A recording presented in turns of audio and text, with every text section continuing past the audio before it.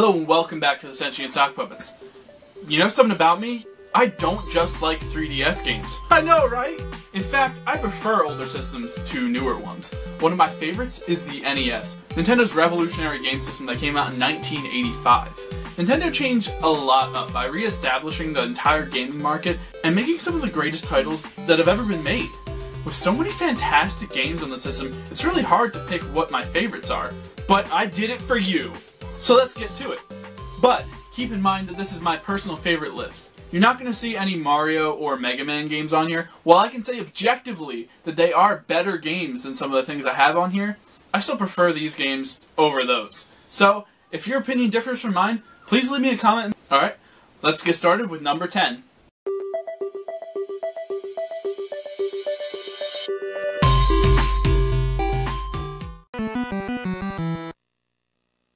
Number 10 is going to have to be Gauntlet 2. I played many versions of Gauntlet as a kid. Whether it's the arcade version or Dark Legacy, the Gauntlet series has a special place in my heart. When I started to collect for the NES, I quickly picked this one up. It handles nicely, it looks okay, although not anything amazing, and it has very fun multiplayer. Unfortunately, there isn't any music, so it can create kind of a weird atmosphere if you're not playing with anyone. It's definitely one of my go-to games when I want to play a game with a friend.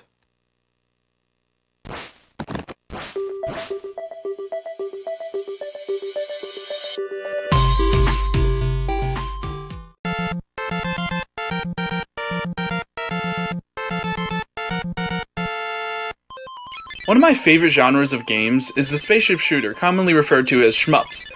Xevious is a fantastic shooter that has an interesting mechanic. You can not only shoot enemies in front of you, but you can also shoot bombs down below to hit enemies that may be on the ground. It's a very interesting concept that I haven't seen in any other shooter. The game was even released on the 3DS eShop last I looked, and I recommend getting it.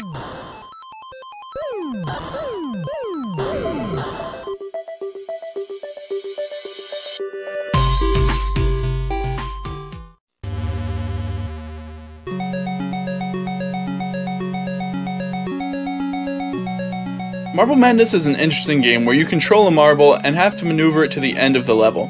It's better if you can play it with a trackball, but the awesome NES D-pad works fine too. The game doesn't look fantastic, but the graphics do the job. The music can be pretty good at times, and it's definitely a game that should be in everyone's collection.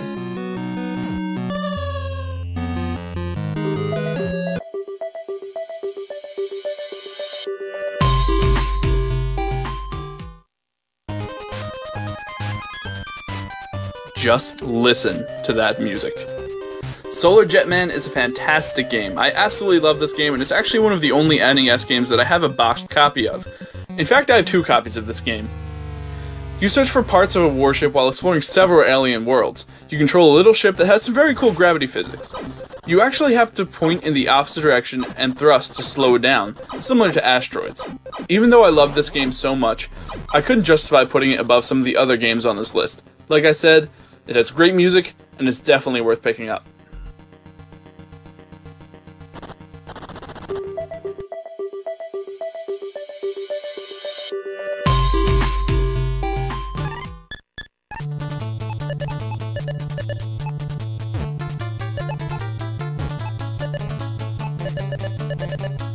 If you have never played a Tetris game, what are you doing? Go out and get it now. It's a very simple game of stacking blocks and completing lines for a high score. I don't really need to say more about this one. The only thing keeping it from getting higher on the list is that there is no save data, so if you want to know your high score after you turn the system off, you better write it down.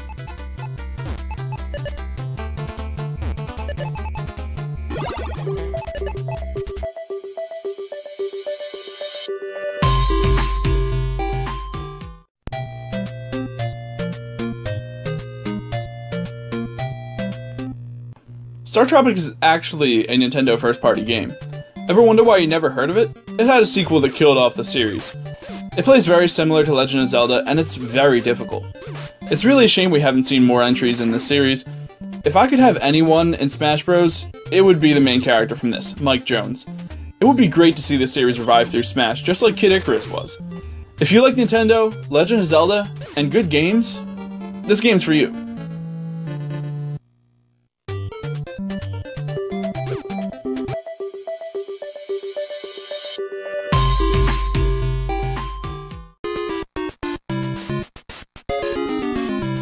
From here on out, some of the choices are going to be a little bit more obvious.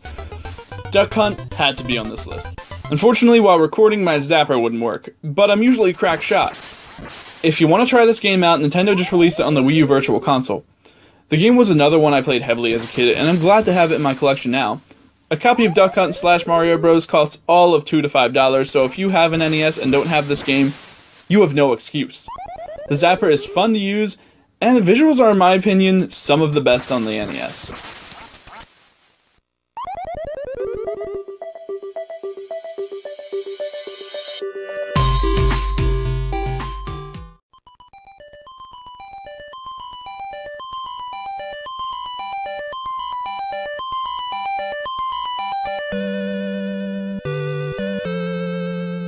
Now I know what you're thinking. 2? Yeah, 2. Please, don't be mad. I love the original Zelda and all, but I just always loved the atmosphere and action in Zelda 2. The music and gameplay are fantastic. It's fun seeing how it differs from the other Legend of Zelda games.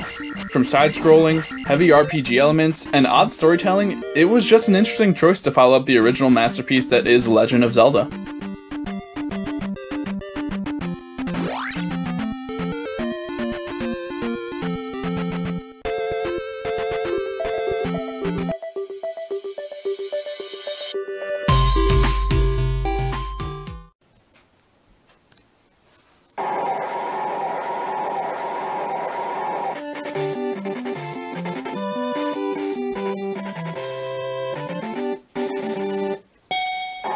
Now, I'm very sorry about the quality of this one. This is the only game on this list I don't own a physical copy of, so I'm just filming the screen for my Wii U.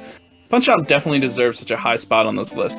From the great visuals, to the memorable music, to Doc Lewis. This game is packed full of personality. If you haven't played it, you probably think this is a fighting game, but it's not. After playing it for a few minutes, you'll realize it's really just a rhythm game with a boxing aesthetic. You have to learn each enemy's movements and discover the perfect time to attack. The game gets pretty tough later on, but as long as you commit to it, you can know every enemy's pattern so well you can beat them with your eyes closed.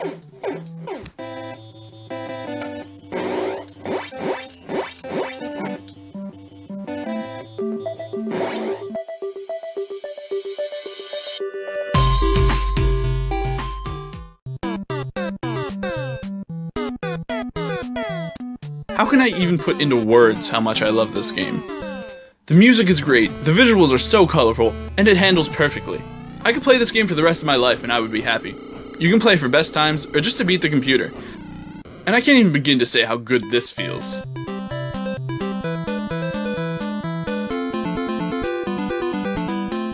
I love testing myself by trying to land every jump perfectly, dodging every mud pit, or knocking down the other bikers. The game has hours of fun, and it was an obvious choice for my number 1. This is a must-have for collectors, casual games, or just anyone with an NES. If you don't have it, I would say it's worth getting an NES just for this game.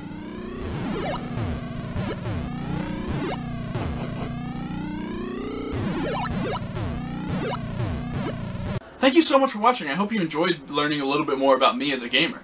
Remember, if you want to stay up to date on the Sentient Sock Puppets, you can find us on Twitter, Facebook, and YouTube. Stay tuned for more top 10s, let's plays, and reviews. And remember, if you're tired of video games, you can go to the Sentient Sock Puppet page, and you can see Matey review cartoons and David review movies. With that, thank you so much for watching, and I'll see you next time. Auf Wiedersehen.